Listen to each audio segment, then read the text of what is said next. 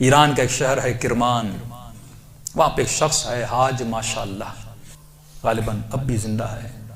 پورے کرمان میں جب امام حسین کی مجلس کرواتا ہے، کسی بادشاہ اور وزیر کی مجلس میں بھی اتنے طعام نہیں ہوتے جتنا اس کی مجلس میں امام حسین کا نظر و نیاز ہوتا ہے۔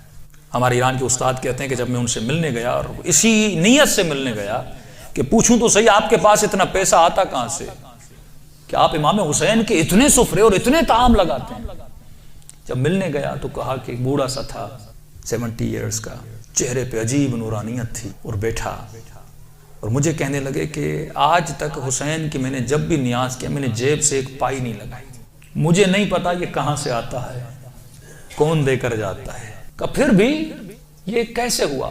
میں نے آپ کے بارے میں بڑی چیزیں سنی۔ اس نے کہا کہ آج سے تقریباً 50 سال پہلے میرا کام تھا نجاری کا، جو لکڑیاں بناتے ہیں نا، لکڑی کا کام کرتا تھا، اور میری بڑی الفت تھی اور محبت تھی امام حسین سے، میری زندگی عشق حسین کے محور میں گھومتی تھی۔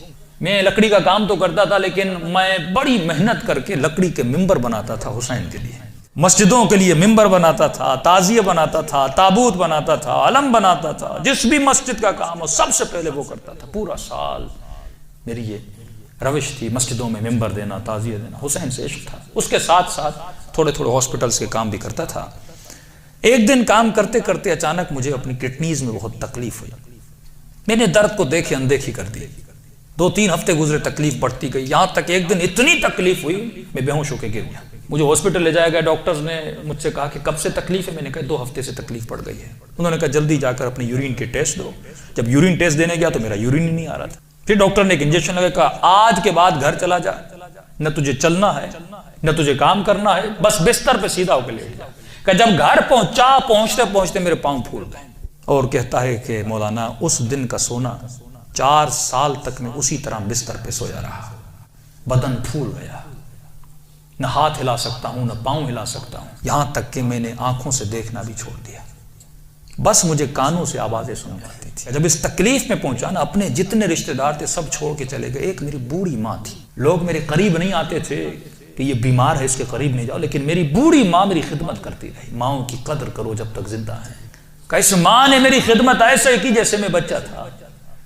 کہ ایک دن مجھے یہ ہو گئے ہاسپٹل آنا جانا، بدن بہت پھول گیا، کھال بالکل نرم ہو گئی، کہ ہاسپٹل لے جایا گیا۔ ڈاکٹر نے جب مجھے پلٹا تو میری پیٹھ پہ کیڑے پڑ چکے تھے کیونکہ بدن نرم ہو چکا تھا۔ میری ماں ڈاکٹر کو کہتی تھی بیٹے کو پانی پلاؤں، کہتا تھا نہیں، بس چمچ کو گیلا کر کے اس کی زبان پہ رکھو۔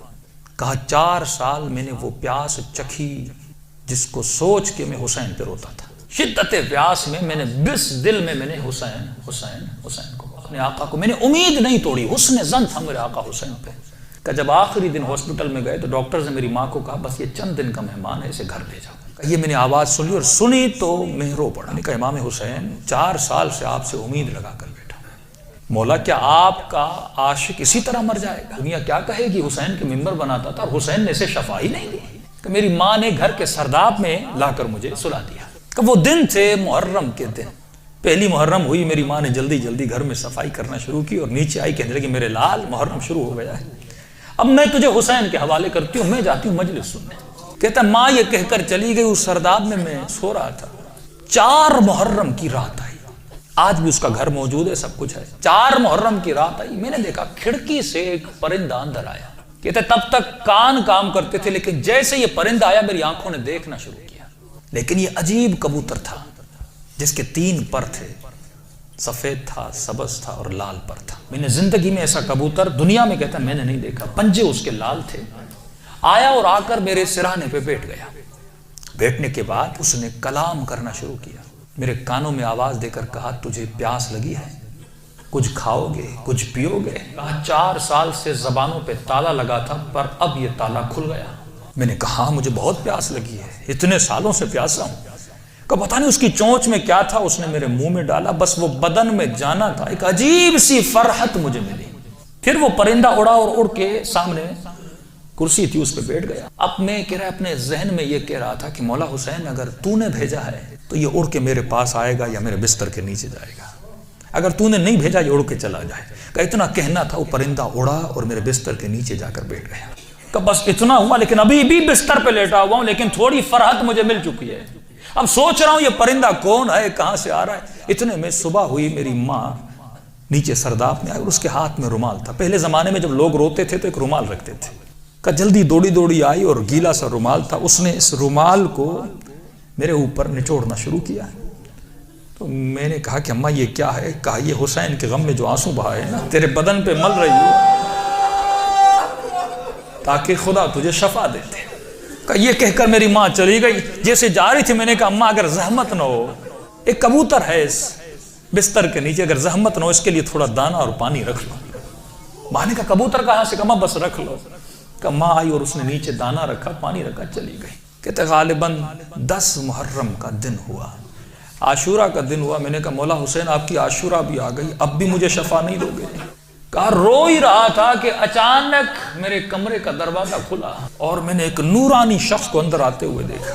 کہ تب بستر کے ساتھ جو کرسی تھی وہاں آ کر بیٹھ گئے۔ بس میں نے چہرہ دیکھ کے سمجھ گیا یہ میرا حسین ہے۔ کہتا مجھے نہیں پتا میں نے کیسے سمجھا، لیکن میں نے دیکھا، میں سمجھ گیا یہ میرا آقا حسین ہے۔ کہہ رہا جیسے میں نے امام حسین کو دیکھا، خود کہتے میں نے مولا کا یہ بازو پکڑ لیا اور بازو کو پکڑ کے میں نے حسین کو لپٹنے کی کوشش کی۔ کبھی بازو کا بوسہ لے رہا تھا، کبھی ہاتھوں کا بوسہ لے رہا تھا۔ کہتا جب میں نے ہاتھ دیکھے نا تو مولا کی انگلیاں کٹی ہوئی تھی۔ میں نے کہا میں قربان جاؤں میرے آقا، 4 سال سے انتظار ہے، میری جان آپ پہ فدا مولا، اتنی دیر لگا دی اپنی زیارت کر۔ امام حسین نے اپنا ہاتھ میرے سر پہ پھیرنا شروع کیا۔